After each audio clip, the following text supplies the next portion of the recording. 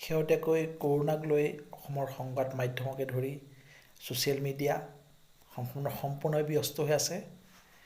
এই কৰোণা ভাইৰাছৰ বাবে যি লকডাউন চলি আছে, সেই লকডাউনৰ সময়ত সংবাদ মাধ্যম ছ'চিয়েল মিডিয়াত যথেষ্ট কিছু বাতৰি পৰিৱেশন হৈ আহিছে। বিশেষকৈ কৃষক ৰাইজক লৈ যথেষ্ট বাতৰি পৰিৱেশন হৈ আছে। কোৱা হৈছে যে কৃষক ৰাইজে নিজৰ উৎপাদিত সামগ্ৰী বজাৰৰ অভাৱত, যিহেতু লকডাউনৰ বাবে বজাৰ বন্ধ আছে, বজাৰৰ অভাৱত বিক্ৰী কৰিব নোৱাৰি হাজাৰ হাজাৰ টন বিলাহীকে ধৰি বিভিন্ন পাচলি পেলাই দিবলগীয়া হৈছে, গৰুক খুৱাই দিবলগীয়া হৈছে, ব্ৰহ্মপুত্ৰত পেলাই দিছে। এনেকুৱা বাতৰি আমি দেখি আছোঁ, যোৱা দিনসমূহত পূৰা সম্পূৰ্ণভাৱে দেখি আহিছোঁ। আমি টিভি চেনেলত দেখি আহিছোঁ। কিন্তু কথা হয়, এই কৃষকসকলে এই সমস্যাৰ পৰা পৰিত্ৰাণ পাব কেতিয়া? এতিয়া লকডাউন চলি আছে বাবে বজাৰত পেলাই দিছে, ব্ৰহ্মপুত্ৰত পেলাই দিছে, গৰুক খুৱাইছে, তনে তনে গেলি গৈছে। কিন্তু আন সময়ত দেখা যায়, আন বছৰসমূহত দেখা যায় যে বহু খেতিয়কে উৎপাদিত সামগ্ৰী উচিত মূল্য নাপাই পেলাই দিয়ে। বহুতে প্ৰায় দেখা যায় প্ৰত্যেক বছৰে এনেকুৱা ঘটনা ঘটিয়ে থাকে। খাৰু পেটিকে ধৰি আমাৰ উত্তৰ পশ্চিম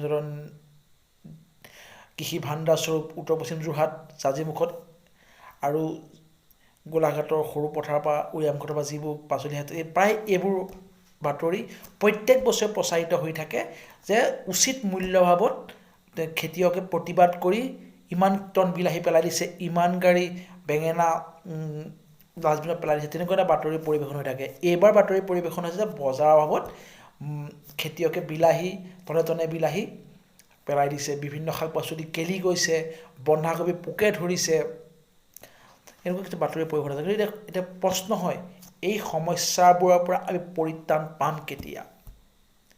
এই ক্ষেত্ৰত আমাৰ মনে ধৰে, আমি কিন্তু যোৱা নেশ্যনেল চেনেলবোৰ চাই আছোঁ, আমি ৱেষ্ট বেংগলৰ চেনেলবোৰ চাই আছোঁ। কিন্তু ৱেষ্ট বেংগলৰ চেনেলবোৰত কিন্তু আমি এনেকৈ পাচলি এনেকৈ বজাৰ অভাৱত পেলাই দিয়া আমাৰ কোনো বাতৰি এনেকুৱা আমাৰ চকুত পৰা নাইকিয়া। ৱেষ্ট বেংগলটো আমাৰ অসমৰ দৰে সম্পূৰ্ণ পৰ্যায়ত লকডাউন চলি আছে, কিন্তু ৱেষ্ট বেংগলত যেন এই পাচলিখিনি পেলাই দিয়া নাই, তেওঁলোকে ব্যৱহাৰ কৰিব পাৰিছে। অসমে টনে টনে ব্যৱহাৰ কৰিবলৈ পেলাই দিয়াৰ ইয়াৰ কাৰণ কি? আহক আমি এই সম্পৰ্কত বিশ্লেষণ কৰোঁ। প্ৰথম কাৰণ হৈছে অসমত তেনেকুৱা যেনে বিলাহী পেলাই দিছোঁ, গাজৰ পেলাই দিছোঁ, বিভিন্ন পাচলি পেলাই দিছোঁ। ইয়াৰ কাৰণ হৈছে যে আমাৰ এই পাচলিসমূহ লৈ পেলাই কোনো ক্ষুদ্ৰ উদ্যোগ নাইকিয়া। কিন্তু ৱেষ্ট বেংগলত তেনেকুৱা হাজাৰটা উদ্যোগ আছে, যিবোৰ উদ্যোগৰ জৰিয়তে আমাৰ অসমৰ বজাৰখনৰ জৰিয়তে সেই উদ্যোগসমূহ চলি আছে। উদাহৰণ হিচাপে আমি শুদ্ধ এটা উদাহৰণহে দিছোঁ, দুটা উদাহৰণ দিছোঁ। প্ৰথম কথা হৈছে বিলাহীটো। আমি আজিকালি অসমত যথেষ্ট ৰেষ্টুৰেণ্ট আছে, হাজাৰ হাজাৰ ৰেষ্টুৰেণ্ট, লাখে লাখে ৰেষ্টুৰেণ্ট আছে। ৰেষ্টুৰেণ্টৰ ফাষ্ট ফুডত ব্যৱহাৰ হোৱা প্ৰথম এটা ৰেষ্টুৰেণ্টত ব্যৱহাৰ হোৱা বস্তু হৈছে চচ। সেই চচটো ক'ৰ পৰা বনায়? বিলাহীৰ পৰা বনায়। কেঁচা মালটো বিলাহী লাগিব। কিন্তু খুব দুখজনক কথা যে অসমত তেনেকুৱা এটাও চচ বনোৱা ইণ্ডাষ্ট্ৰি নাই। ক'ৰবাত যদি গুৱাহাটীত এটা আছে, মই নাজানো, মই অৱগত নহয়।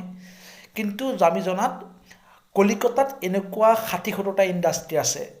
সেই 60-70টা ইণ্ডাষ্ট্ৰিৰ পৰাই অসমৰ ৰেষ্টুৰেণ্টসমূহৰ চচসমূহ চলি আছে। চচসমূহ যেতিয়া চলি আছে, আকৌ 2 টকীয়া পেকেট আপোনাৰ চচ, জামৰ পেকেট, মোটামুটি অসমখনতে প্ৰায় 1000 কোটি টকা ব্যৱসায় কৰে এই চচ আৰু জামৰ কোম্পানীসমূহে অসমত।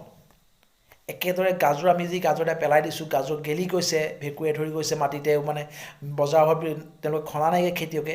কিন্তু সেই গাজৰো ৱেষ্ট বেংগল ব্যৱহাৰ কৰে, আচাৰত ব্যৱহাৰ কৰে। চিন্তা কৰক, আমাৰ অসমত তেনেকুৱা যদি ক্ষুদ্ৰ উদ্যোগ এটা হ'লহেঁতেন, নিশ্চয় আজি লকডাউনৰ সময়ত বজাৰত আমি বিলাহী তলে তলে, গাজৰ তলে তলে পেলাই দিবলগীয়া নহ'লহেঁতেন। আৰু প্ৰত্যেক বছৰে যিদৰে দামৰ ভাৱত আমি টনে টনে বিলাহী পেলাই দিওঁ প্ৰতিবাদ কৰি, সেইদৰে পেলাবলগীয়া পৰিস্থিতি নহ'লহেঁতেন। আহক আমি আজি সকলোৱে, আমি কিছু যুৱকে, যি উদ্যোগী যুৱক, যাৰ ইচ্ছা আছে কিবা এটা কৰাৰ, সেইসকলে আজি আমি প্ରଣ লওঁ, আমি চেষ্টা কৰোঁ। বিভিন্ন ৱেবছাইটবোৰ থাকে, আমাৰ উদ্যোগ বিভাগ এটা অসম চৰকাৰ আছে, উদ্যোগ বিভাগৰ লগত আমি আলোচনা কৰি এনেকুৱা কম পইচাত 1-1.5 লাখ টকাত আমি এনেকুৱা এটা ইণ্ডাষ্ট্ৰি আৰম্ভ কৰিব পাৰোঁ। আহক আমি তেনেকুৱা এটা ব্যৱস্থা কৰিবলৈ আগবাঢ়োঁ, যাৰ জৰিয়তে আমি নিজেও উপকৃত হ'লোঁ, লগতে এই লকডাউন বুলিয়ে নহয়, পৰৱৰ্তী সময়ত আমি কেঁচামালসমূহ বহুত কম মূল্যত, যেনেকৈ এতিয়া 2 টকা মূল্যত আন বছৰ বিলাহী বিক্ৰী কৰে, আপুনি 5 টকা দি কিনিব, তেতিয়া সেই 3 টকা লাভ হ'ল খেতিয়কজনৰ। সেইদৰে আপুনি উপকৃত হ'ব আৰু আনদৰে সেইদৰে খেতিয়কজন উপকৃত হ'ব। তেনেদৰে আমি অৰ্থনৈতিক বিপ্লৱটো অসমৰ আগবঢ়াই নিব লাগিব, আৰু ইয়াৰ জৰিয়তে অসমৰ অৰ্থনৈতিক বিপ্লৱটো শক্তিশালী হোৱাৰ লগতে আপোনাৰ যিটো ইণ্ডাষ্ট্ৰি ক'ব, তাত 4জন যুৱকে সংস্থাপন পায়, তেওঁ সংস্থাপিত হ'ব। আহক আমি তেনেকুৱা এটা ইণ্ডাষ্ট্ৰি কৰোঁ। ধন্যবাদ।